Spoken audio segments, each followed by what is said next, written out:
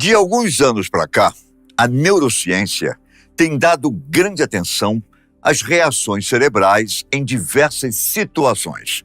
E durante esses estudos, ela pôde classificar ao menos 4 tipos de inteligência, sendo que 2 delas já nos são bastante familiares. Trata-se da inteligência racional e da emocional. A terceira, da qual não falamos quase nada a respeito, é a inteligência física e está relacionada às reações do nosso organismo frente a ocorrências e situações das mais variadas, desde o sono à sensação de fome, dos momentos de lazer ao de estresse. O quarto tipo é a inteligência espiritual, campo que a neurociência tem dado especial atenção e que certamente afeta diretamente a vida de quem as usa. Para os estudos, foram escolhidos candidatos que seguem uma religião e que têm na fé sua base vital. Descobriu-se que no momento em que as pessoas uniam as mãos, fechavam os olhos e voltavam suas faces para cima em posição de oração, algumas áreas do cérebro eram ativadas.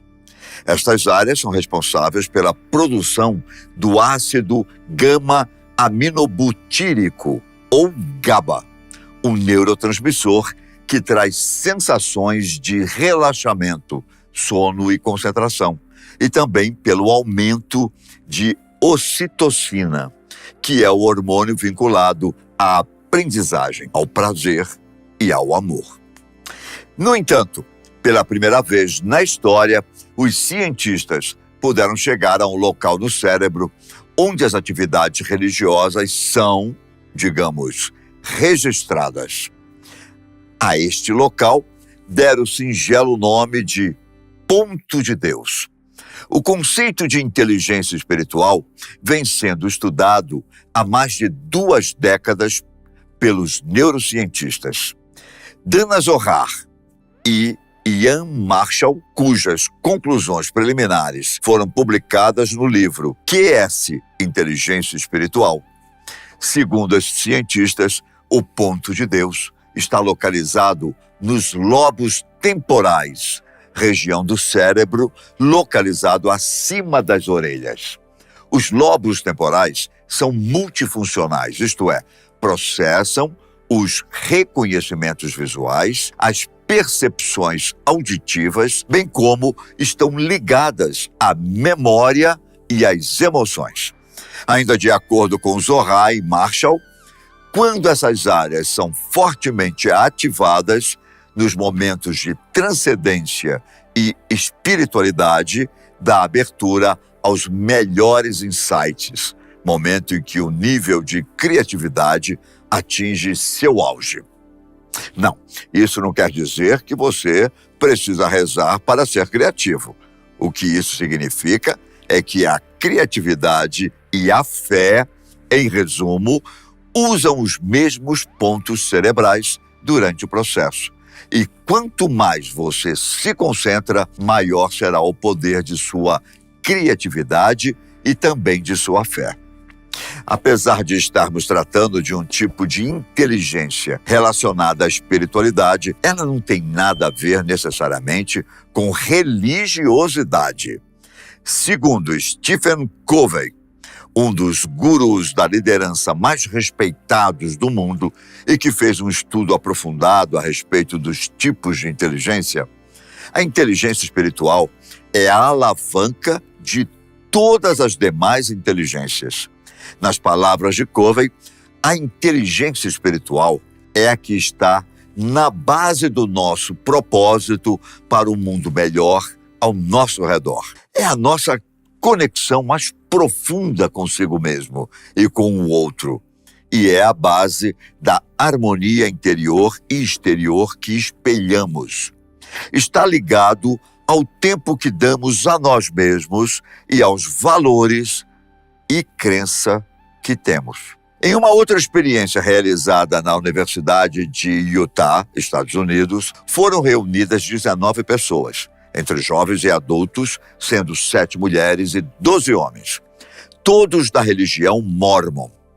Durante o experimento em ambiente controlado, os participantes foram submetidos a vídeos, fotos, leituras e músicas pertinentes à religiosidade e à espiritualidade. Enquanto assistiam, ouviam ou liam, seus cérebros eram escaneados por ressonância magnética.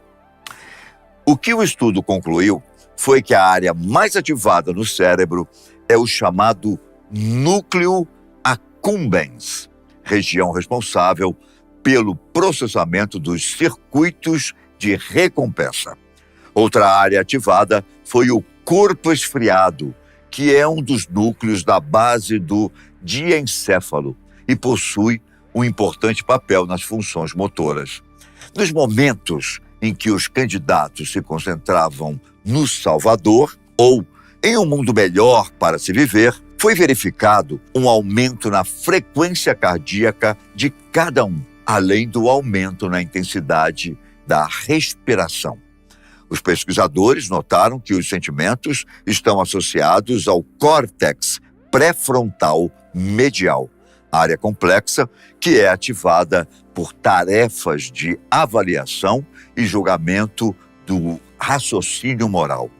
As sensações religiosas também ativaram regiões do cérebro ligadas à concentração. A pergunta que surgiu após as experiências foi: a inteligência espiritual é inata ou cultural? De acordo com o terapeuta holístico Eduardo Materi, a inteligência espiritual é algo que todos nós temos, o que quer dizer que ela é congênita ou que nasce com cada um de nós.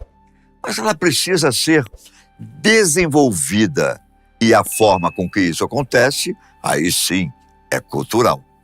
Um cristão fervoroso, por exemplo, poderia dizer que tem mais inteligência espiritual que um ateu.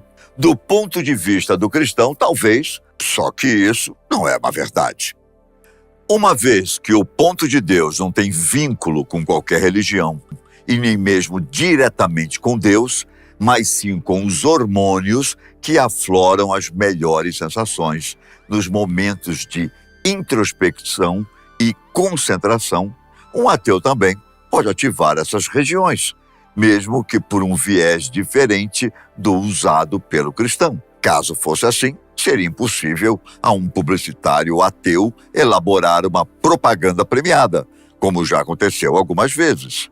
Então, não basta ser cristão para se aproveitar da inteligência espiritual. E não quer dizer que, sendo um ateu, a pessoa não possua esse tipo de inteligência também. De acordo com alguns especialistas, o uso da inteligência espiritual está diretamente relacionado com o estado emocional da pessoa. Fabrício Nogueira, por exemplo, diz que para ativar esse tipo de inteligência é fundamental que outras duas inteligências estejam em perfeito equilíbrio, que são as inteligências emocional e a racional. Segundo o especialista, pessoas com dificuldades emocionais profundas podem não conseguir acessar o ponto de Deus, isto é, sua inteligência espiritual. Para chegar até ela, é necessário desobstruir impedimentos criados por fortes impactos emocionais, como inseguranças, medos e baixa autoestima, completou Nogueira. Muitas pessoas passam por situações de grande descontrole emocional, e os motivos são vários. Independentemente disso, não é nada fácil para alguém que esteja nesta situação estar no controle de si mesma. E tudo o que lhe é apresentado não serve de motivação. É um ponto crítico, pois se nada traz motivação para viver, então, qual é o sentido da vida para esta pessoa? É nessas horas que a união de todos os tipos de inteligência é o melhor remédio. Com ou sem a ajuda de um profissional, é importante que o indivíduo saiba controlar seus raciocínios e suas emoções, procurando sempre interpor a inteligência espiritual em seus julgamentos e tentar fugir o máximo possível dos maus pensamentos. Quando a pessoa está imersa numa ruptura ou desequilíbrio emocional, criam-se fraturas que a impedem de acessar sua maior fonte de sentidos, que é a inteligência espiritual.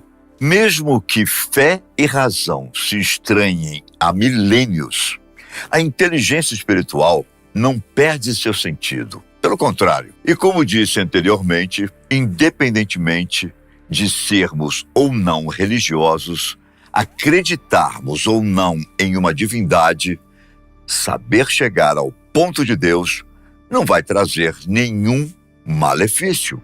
Muito pelo contrário. É quando aprendemos a lidar com a gente mesmo, com nossos tropeços e fracassos, que tiramos disso tudo uma grande lição. Um aprendizado que irá valer pelo resto de nossas vidas. A inteligência espiritual ainda ajuda a desenvolver pontos importantes de nossas personalidades. Por exemplo, ela promove o autoconhecimento, melhora nossa espontaneidade, clareia nossos ideais de vida, nos faz pensar no todo, de uma forma holística e não egoísta. Aumenta a nossa compaixão, nos torna mais adaptáveis e melhora nosso foco. Você está pronto para chegar ao ponto de Deus?